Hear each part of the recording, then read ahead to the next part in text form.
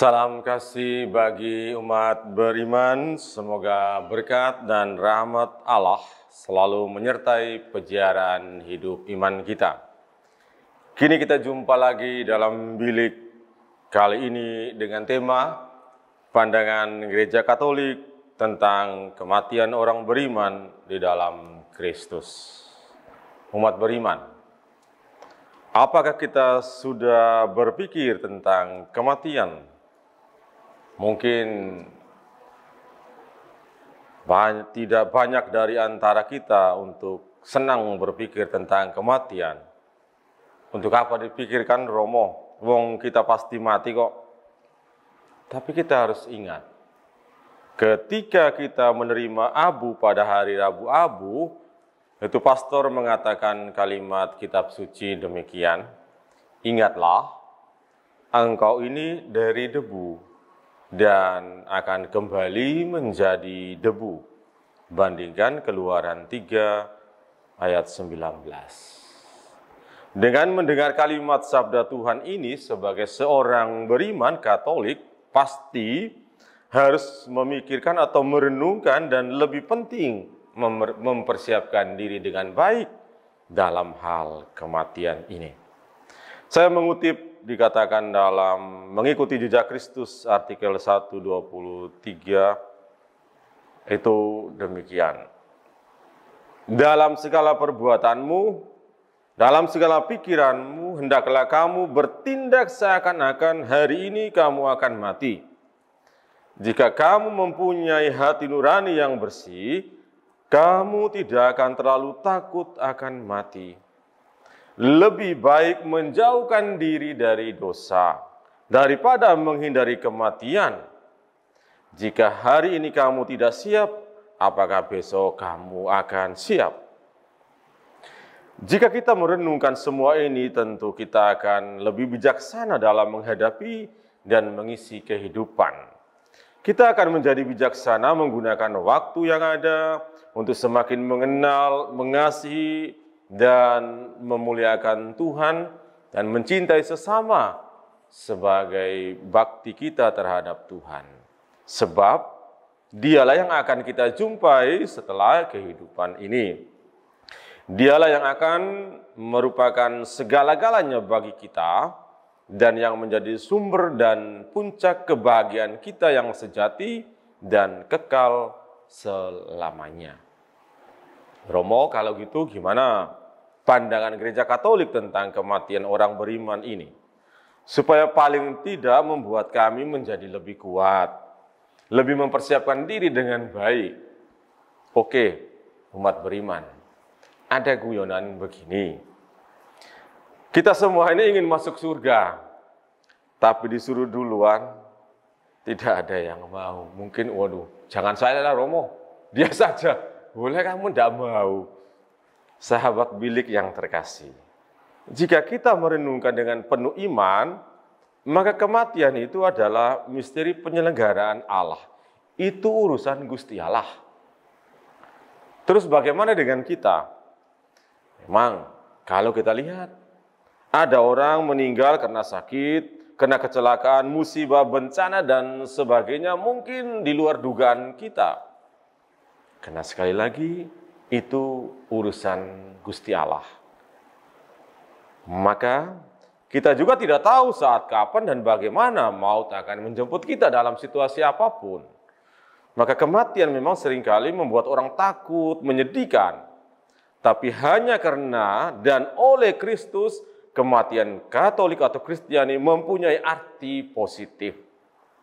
Seperti yang dikatakan oleh Katekismus Gereja Katolik KGK nomor 1010.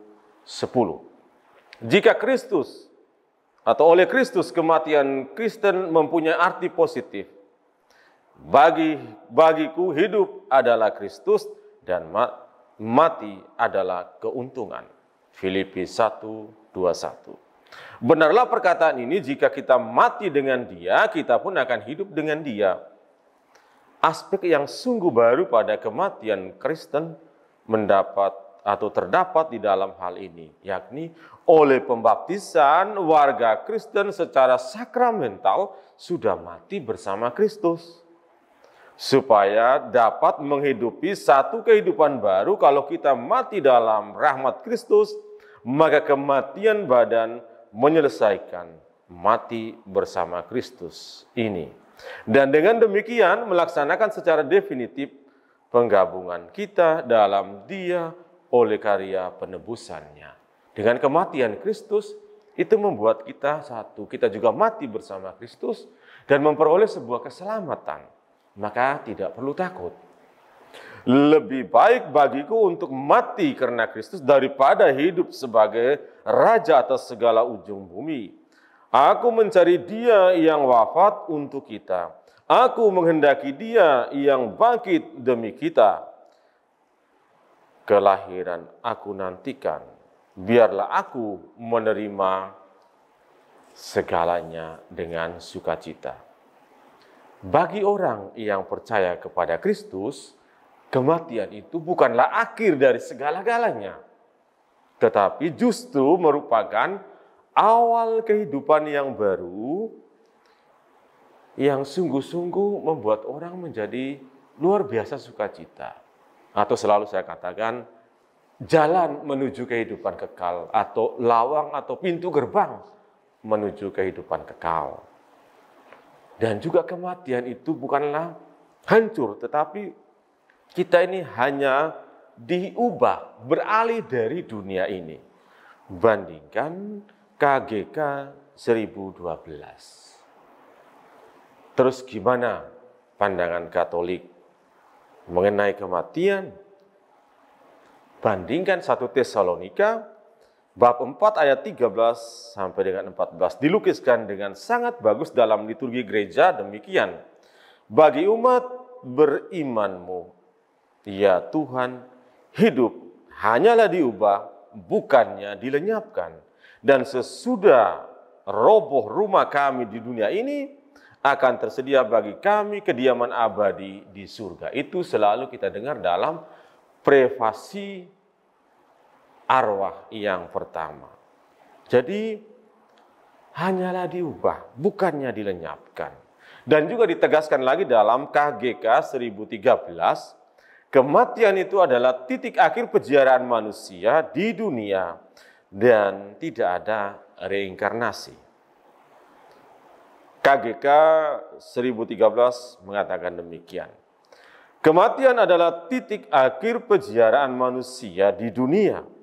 Titik akhir dari masa rahmat dan belas kasihan yang Allah berikan kepadanya, supaya melewat kehidupan di dunia ini sesuai dengan rencana Allah, dan dengan demikian menentukan nasibnya yang terakhir. Apabila jalan dunia kita yang satu-satunya sudah berakhir, kita tidak kembali lagi untuk hidup beberapa kali lagi di dunia. Manusia ditetapkan untuk mati hanya satu kali saja, dan sesudah itu dihakimi. Ibrani 9:27. Sesudah kematian tidak ada reinkarnasi. Umat beriman yang terkasih, semoga oleh rahmat dan kerahiman Allah, kita semua boleh menerima rahmat kematian yang baik, yaitu apa? Kematian dalam persahabatan dengan Allah. Karena itu, Bunda Gereja juga selalu mengajak kita untuk mempersiapkan diri menghadap kematian, seperti dikatakan dalam Katekismus Gereja Katolik nomor 1014, demikian. Gereja mengajak kita supaya kita mempersiapkan diri menghadapi saat kematian. Seperti kalau dalam doa litani orang kudus itu satu kalimat mengatakan, luputkanlah kami dari kematian yang mendadak, ya Tuhan. Di litani semua orang kudus itu selalu ada. Supaya mohon kepada Bunda Allah agar ia mendoakan kita pada waktu kita mati. Itu di doa Salam Maria. Dan mempercayakan diri kepada Santo Yosef, pelindung orang-orang yang menghadapi suasana atau dalam keadaan yang tidak tenang. Ia mengatakan demikian dalam doa, dalam segala perbuatanmu, dalam segala pikiranmu, hendaklah kamu bertindak seakan-akan hari ini kamu akan mati. Tadi di awal sudah saya katakan, saya kutip dari Mengikuti Jejak Kristus, artikel 1:23. Akhirnya, saya mengutip perkataan Santo Yohanes dari Salib yang sangat indah untuk meneguhkan kita, sehingga kita menyiapkan diri tentang kematian ini dengan baik. Semoga bersama para kudus, pada akhir hidup kita boleh mati dalam cinta kasih, karena pada senja hidup kita akan diadili menurut cinta kasih, baik cinta kasih kepada Allah dan juga cinta kasih kepada sesama.